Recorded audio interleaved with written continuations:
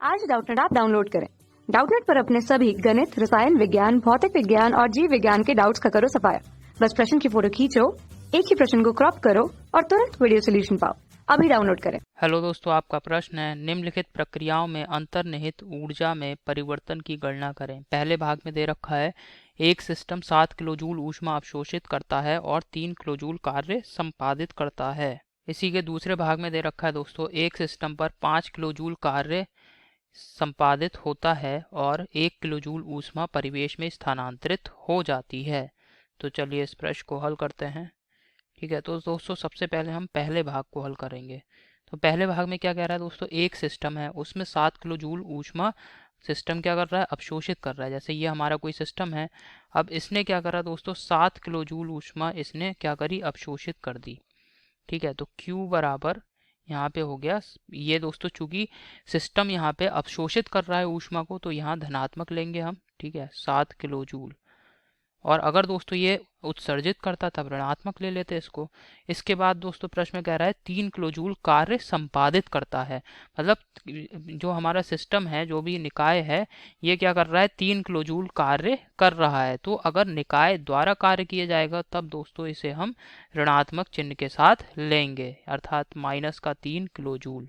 अगर यही दोस्तों कार्य निकाय के ऊपर करना होता तब ये धनात्मक लिया जाता। ठीक है, तो अब दोस्तों लगाएंगे ऊष्मागतिकी का प्रथम नियम। तो ऊष्मागतिकी के प्रथम नियम के अनुसार क्या होता है, किसी भी निकाय की आंतरिक ऊर्जा में परिवर्तन डेल्टा ई बराबर क्या होगा, निकाय द्वारा निकाय को दी गई ऊष्मा प्लस निकाय द्वारा किया गया कार्य W, इनके योगफल के बराबर निकाय की आंतरिक ऊर्जा में परिवर्तन होगा। अब दोस्तों सभी मान यहाँ पे लगा देंगे।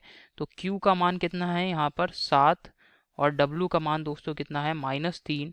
तो इसे हल करेंगे तो आंतरिक ऊर्जा में परिवर्तन, निकाय की आंतरिक ऊर्जा में परिवर्तन डेल्टा ई बराबर क्या आ जाएगा, 7 में से 3 घटा देंगे तो ये आ जाएगा 4 किलो जूल। ठीक है, तो यही दोस्तों हमारे प्रश्न का उत्तर है। अतः अंतर्निहित ऊर्जा में परिवर्तन 4 किलो जूल है। अब दोस्तों इस प्रश्न का हम दूसरा भाग हल करते हैं। तो दूसरे भाग में हमें क्या दे रखा है भाई, दूसरे भाग में कह रहा है एक सिस्टम है उस पर हम 5 किलो जूल कार्य संपादित होता है। सिस्टम के ऊपर दोस्तों यहाँ पे कार्य कर रहे हैं। जैसे अब ये हमारा सिस्टम हो गया, अब हमने क्या करा, सिस्टम के ऊपर हम कार्य कर रहे हैं। ठीक है, तो यहाँ पे कितना कार्य कर रहे हैं, 5 किलो जूल संपादित कर रहे हैं सिस्टम के ऊपर। तो अगर दोस्तों कार्य सिस्टम के ऊपर किया जाएगा तब दोस्तों हम इसे धनात्मक चिन्ह के साथ ले लेंगे। W बराबर क्या लिखेंगे, अब प्लस का 5 किलो जूल, समझ में आ गया। और साथ ही साथ क्या कह रहा है, 1 किलो जूल ऊष्मा परिवेश में स्थानांतरित हो जाती है। अब दोस्तों यानी सिस्टम क्या कर रहा है, ऊष्मा का उत्सर्जन कर रहा है बाह्य परिवेश के लिए। ठीक है, तो सिस्टम ने बाह्य परिवेश को ऊष्मा दी। कितनी ऊष्मा दी है दोस्तों, Q बराबर कितनी ऊष्मा दे दी सिस्टम ने, 1 किलो जूल। तो 1 किलो जूल यहाँ पे क्या आ जाएगा दोस्तों, ये ऋणात्मक में। क्यों, क्योंकि सिस्टम ने ऊष्मा का क्या करा है, उत्सर्जन करा है।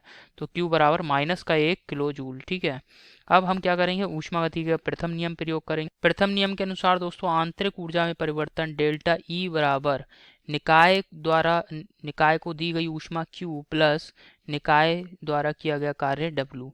अब दोस्तों Q का मान क्या है, यहाँ पे Q का मान है -1, तो ये हो गया -1। और W दोस्तों कार्य का मान कितना है यहाँ पर, प्लस का 5, तो ये हमने रख दिया प्लस का 5।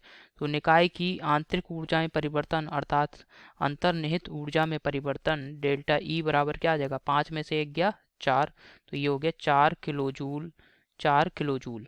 ठीक है, तो यही दोस्तों हमारे प्रश्न का उत्तर है। तो ठीक है, आशा करता हूँ आपको ये समझ में आया होगा। इसे यहाँ लिख दे रहे हैं, अतः अंतर्निहित ऊर्जा में परिवर्तन कितना है, 4 किलो जूल है। तो यही हमारे प्रश्न का उत्तर है। आशा करता हूँ आपको समझ में आया होगा। धन्यवाद। कक्षा 6 से 12वीं से लेकर नीट, IIT, JEE वो एडवांस के लेवल तक 1 करोड़ से ज्यादा छात्रों का भरोसा। आज ही डाउनलोड करें डाउटनेट ऐप या व्हाट्सएप करें अपने सारे डाउट्स 8400 400 400 पर।